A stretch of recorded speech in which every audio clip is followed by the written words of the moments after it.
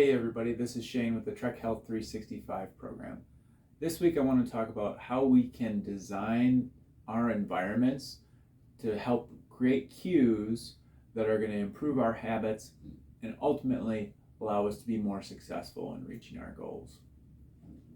When we alter our environment, we're aiming to promote good exercise habits, improve our nutrition, reduce stress, and we'll go into some examples of how you might be able to do that in your own environments, whether it's at work or at home, in order to help make those environments more successful in improving your habits positively.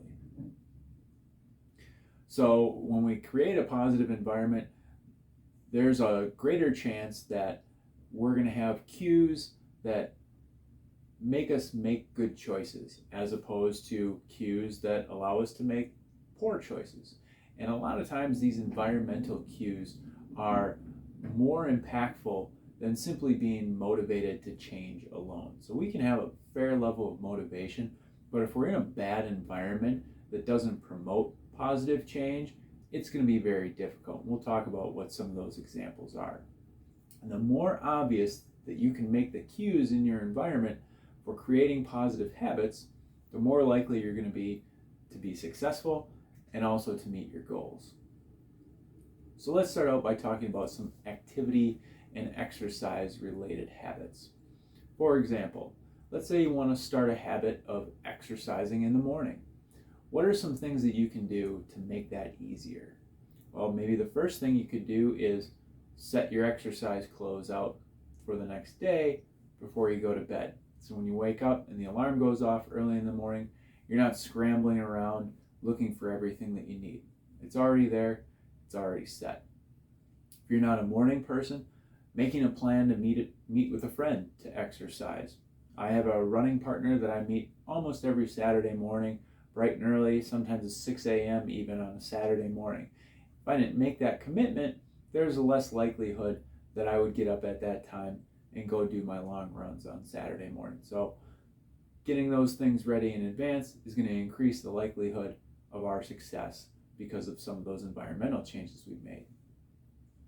Maybe you want to bike more. Well, what are some things we could do to encourage that? Maybe you could keep your bike at work.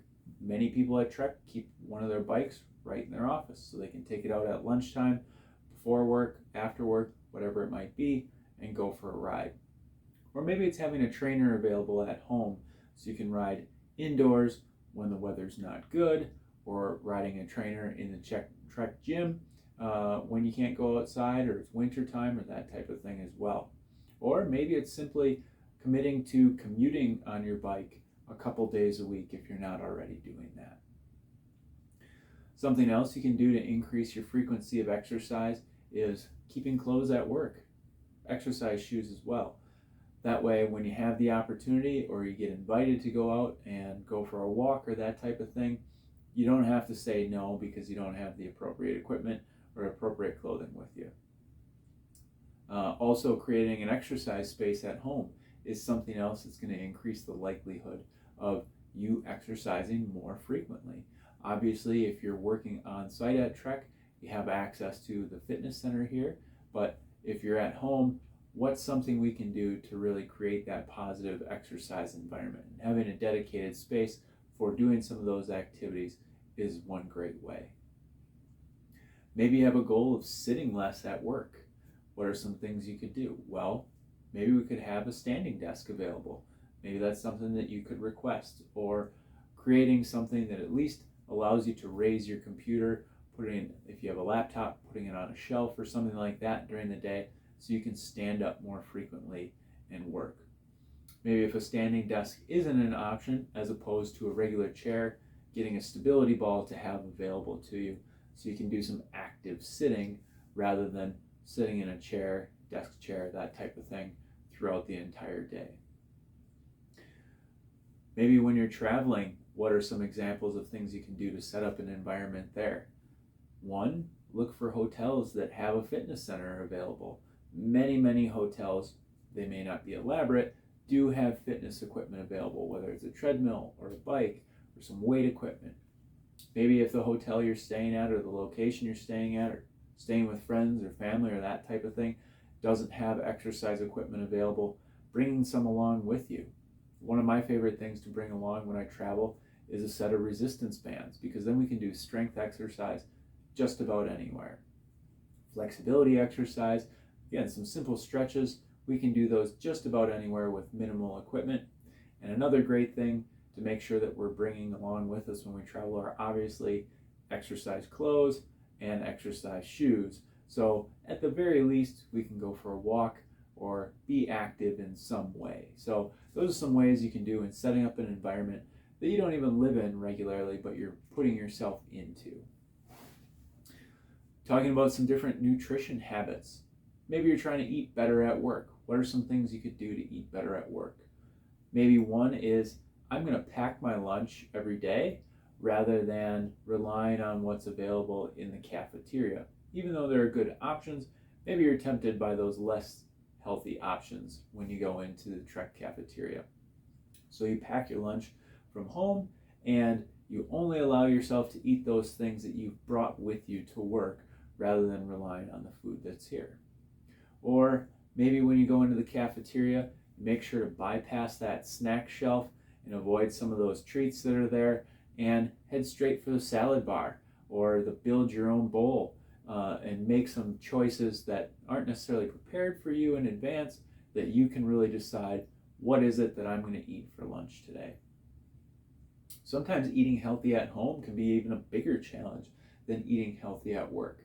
One good way to set yourself up for success, create an environment where healthy eating is convenient, is to do food prep at the beginning of the week, portion food out so that you have grab and go options that are healthy, that you know the portions of them, the calorie and macronutrient content, so that you know that in advance. Then you can grab those things, take them to work, take them on the road. You can do it with meals, you can do it with snacks, you can do it with all kinds of stuff to set up that nutrition environment to be really positive for changing those habits. A lot of you have goals of drinking more water. Well, one thing you could do to drink more water is have several water bottles in different areas where you are throughout the day. Maybe you have a water bottle that you use at home. Maybe you have a water bottle that stays in your car most of the time. And then having one available to you at work, having one available to you in your gym bag. So there's always a water bottle available to you that you can be drinking regularly throughout the day. Maybe you've got a really tough time avoiding junk food.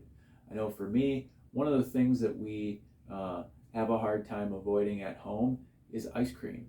If we have ice cream available in the house, we're more likely to eat it. So one of the things that my wife and I have started doing is not having ice cream in the house. We don't buy it in the grocery store. We don't bring it into the house.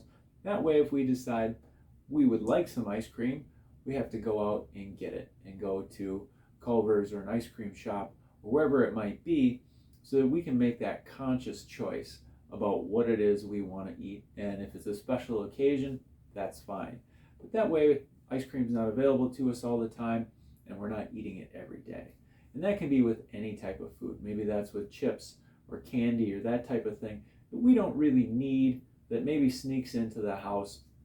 Keeping those things out of the house and just saving them for more of a special occasion.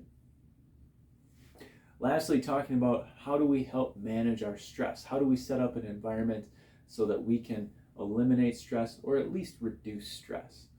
One thing we can do is set an alarm throughout the workday so that every hour we take a break from our work, get up from our computer, take a walk, go get a bottle of water, or maybe we use that time to practice some other type of stress management technique, some deep breathing or 60 seconds of meditation, or whatever it might be that you need to help reduce some of that work stress throughout the day. If you're working from home, something that's really valuable to do is to create yourself a dedicated workspace where you only use that space for work-related things. If you are working in different locations throughout your house, maybe one day you're in the living room, one day you're in the kitchen, those areas we start to associate with the activity that we're doing there. So by having a specific desk or maybe a specific room in the house where we say that for work, then we're associating that space with work and not our entire home. Taking email off our phones is one thing that we can do to help relieve some stress in our lives. Specifically, if we can take our work emails off our phone. I realize that many of us do work after hours, and sometimes that's necessary.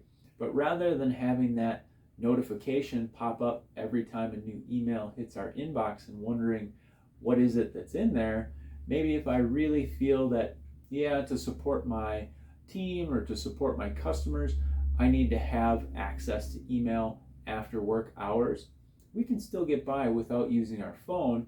Maybe we set a certain time every evening that we check work-related emails, and if there's something there that we need to respond to, we address it. If there's not anything there, we turn off the email and we wait till the next day or until we're back in the office to check it again. Otherwise, we start to get conditioned that every time that email notification pops up, we got to check it now. And that can create a lot of stress, and it's also difficult to create a work-life balance that way. Something else we can do to help reduce some stress in our life is to use time blocking to really focus on certain parts of the day where I do key tasks.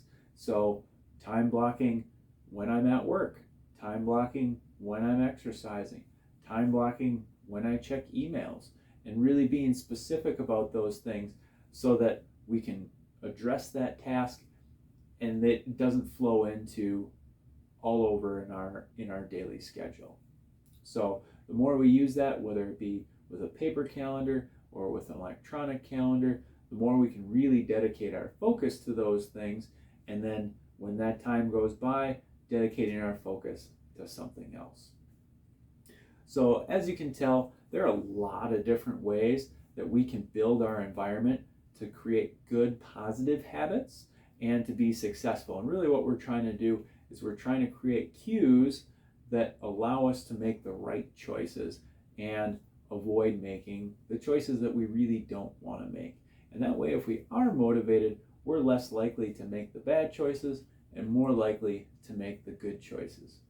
Again, remember to make those choices and those cues really obvious. If they're not obvious, a water bottle sitting on my desk, or a water bottle in my car, or the fact that there is no junk food in my house, if those things aren't obvious to us, it's less likely that we're going to pick up on that cue and create the positive habit that we really want to.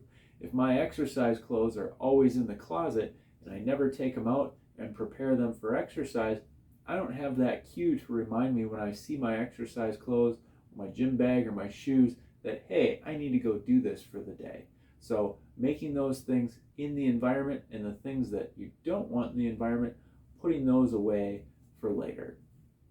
So really making these positive changes and evaluating regularly, what can I change in my environment, what can I eliminate in my environment, and what can I add in my environment is going to really help us be more successful in reaching our goals.